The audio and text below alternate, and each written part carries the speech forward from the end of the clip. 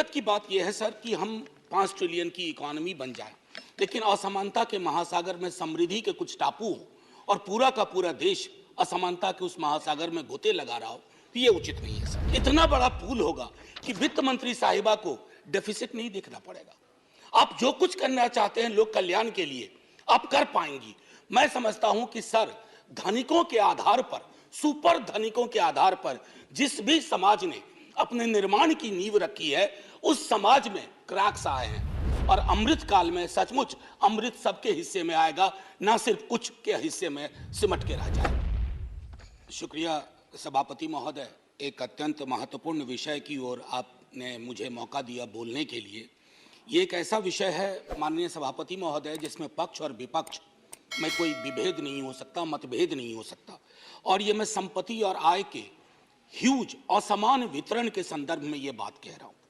माननीय सभापति महोदय, कई हमारे मित्रों ने भी चर्चा की और मुझे खुशी है इस बात की माननीय वित्त मंत्री साहिबा भी हमारे समक्ष हैं। और दिक्कत की बात यह है सर कि हम 5 ट्रिलियन की इकोनॉमी बन जाए, लेकिन असमानता के महासागर में समृद्धि के कुछ टापू हो और पूरा का पूरा देश असमानता के उस महासागर में गोते लगा रहा हो, तो ये उचित नहीं है सर। 5% अभी जो रिपोर्ट आई है, मैं जानता हूं आप कहेंगे आजकल ऑथेंटिकेट करने के लिए तो मैं लेके आया हूं, लेकिन मेरी वाली कॉपी वापस करवा दीजिएगा सर जी। 5% भारतीयों के पास 60% संपत्ति है, उनकी संपत्ति से कोई भेद नहीं है सर। दिक्कत यह है कि 50% के पास सिर्फ 3% है।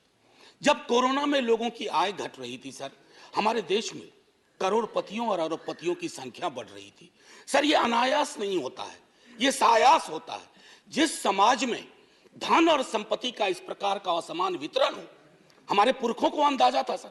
Directive principles of state policy में आर्टिकल 39 क्लॉज सी, और मैं बार बार जब वित्त मंत्री जी के बजट पर मैं बोलता हूं, आग्रह करता हूं कि इसके नजरिए से बजट बनाइए।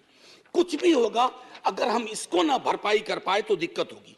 हमारे देश में भी सर सन 85 तक एक इस तरह के टैक्स की व्यवस्था थी, वेल्थ और इनहेरिटेंस। कई विश्व की अर्थव्यवस्थाओं में यह व्यवस्था है, क्या हम इसे वापस नहीं ला सकते सर? इस एक छोटे से प्रोग्रेसिव टैक्स के बाद हमारे पास एक इतनी बड़ी संपदा होगी, इतना बड़ा पूल होगा कि वित्त मंत्री साहिबा को डेफिसिट नहीं देखना पड़ेगा। आप जो कुछ करना चाहते हैं लोक कल्याण के लिए आप कर पाएंगी। मैं समझता हूं कि सर धनिकों के आधार पर, सुपर धनिकों के आधार पर जिस भी समाज ने अपने निर्माण की नींव रखी है उस समाज में क्रैक्स आए हैं सर। ज्वालामुखी की तरह धधक रहा है असमानता का पूरा मसला। अगर मैं आग्रह करूंगा आपके माध्यम से माननीय सभापति महोदय कि पूरा सत्ता पक्ष विपक्ष मिल करके एक इस तरह के टैक्सेशन की व्यवस्था करें ताकि आप हेल्थ के क्षेत्र में, एजुकेशन के क्षेत्र में, सर अभी 28 सेकंड बाकी है, हम सार्थक पहलकदमियां कर सकें।